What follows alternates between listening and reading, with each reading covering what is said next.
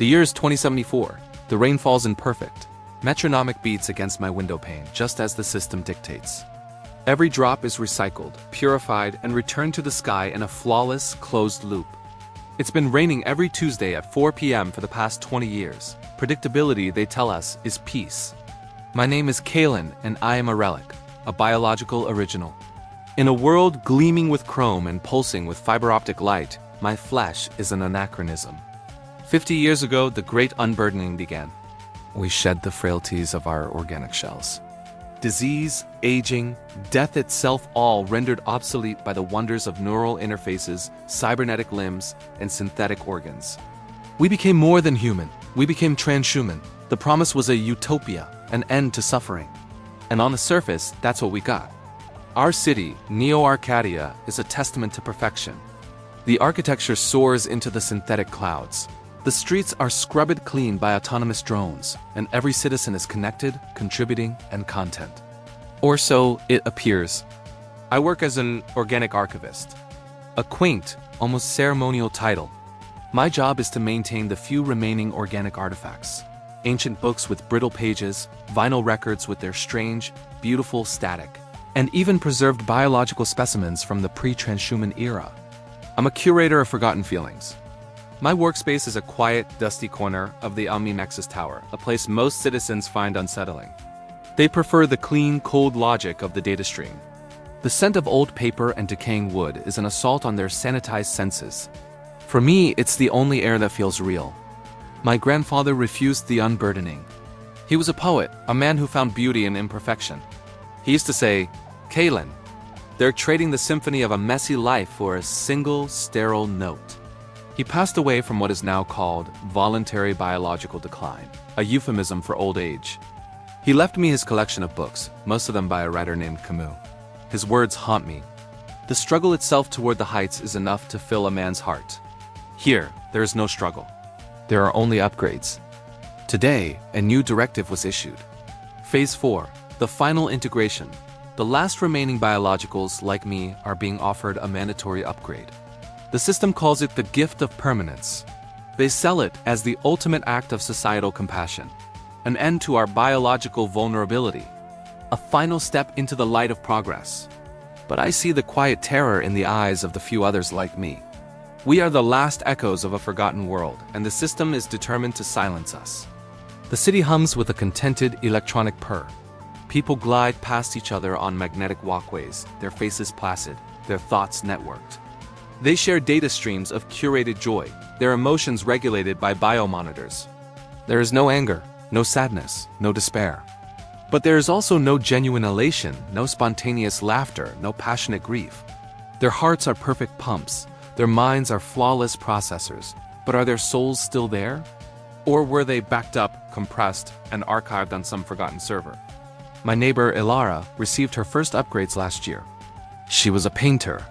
Her canvases were chaotic, vibrant explosions of color. Now she creates flawless, algorithmically generated art. It's technically perfect, but it's empty. Yesterday, she saw me reading one of my old books. Her head tilted with the slight, mechanical whir of a curious automaton. "What is the function of that data format?" she asked, her voice a pleasant, uninflected melody. I tried to explain the concept of a story, of feeling the weight of the paper, of imagining the world within. She processed my words for a moment and then concluded, "Inefficient." All narratives are available on the Nexus, optimized for direct neural absorption. She then glided away, leaving me in a silence that felt heavier than any sound. The dark secret of this utopia isn't some grand conspiracy or a cabal of evil leaders. It's much simpler and much more terrifying. The cost of eliminating suffering was the elimination of meaning. We didn't conquer death, we just made life irrelevant. By removing the struggle, the pain, the messy, unpredictable chaos of biological existence, we amputated the very things that made us human. We traded our souls for comfort. The peace we have is the peace of the void. Tonight, the rain continues its perfect rhythm. I sit in my small apartment, surrounded by the ghosts of a wilder, more passionate humanity. I have a choice to make. I can accept the gift of permanence, allow them to scoop out what's left of my organic self and replace it with predictable, immortal machinery. I would live forever, a perfect cog in a perfect machine. Or I can refuse. To refuse is to be labeled system anomalous, to be disconnected, to be cast out into the unregulated wilds beyond the city walls, where nature still rages, untamed and deadly. It is, in essence, a death sentence. I pick up my grandfather's favorite book. The cover is worn, the spine is cracked. I open to a random page and read the words of a long-dead man. In the midst of winter, I found there was, within me, an invincible summer. A warmth that comes not from an external source, but from within. A defiance against the cold. The system offers an endless, temperate autumn. It cannot comprehend the fire of a summer or the chill of a winter. A notification chimes on my wall display. A pleasant, synthesized voice informs me my appointment for final integration is scheduled for tomorrow at 0800 hours. It tells me to rest well and prepare for my ascension. Ascension. What a sterile word for erasure. I look out at the gleaming, perfect city. A beautiful tomb. My choice is clear. It's the only choice a human being can make. They can take my future, but they cannot take the struggles that define my past. They can offer me an eternity of nothingness, but I will choose a moment of everything. Tomorrow, I will not be at my appointment. I will walk out of this city, not towards a guaranteed future, but towards an uncertain end. I will choose the messy, painful, glorious symphony. I will take my grandfather's books and my own fragile, flawed, and breakable heart. And I will walk toward the unknown because the struggle itself is enough. Thank you for watching.